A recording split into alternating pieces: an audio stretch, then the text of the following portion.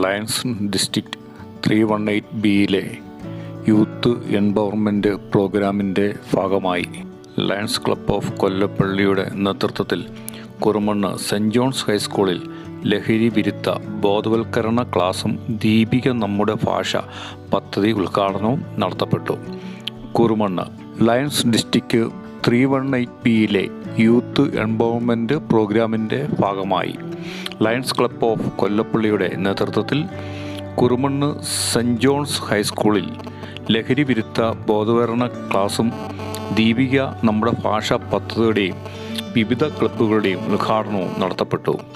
പരിപാടിയുടെ ഉദ്ഘാടനം school headmaster Bijoy ജോസഫിൻ്റെ അധ്യക്ഷതയിൽ school manager father Thomas Maniyanchira നിർവഹിച്ചു. ലയൺസ് ജില്ലാ chief project coordinator Sibi Mathew Plathottam മുഖ്യപ്രഭാഷണം നടത്തി.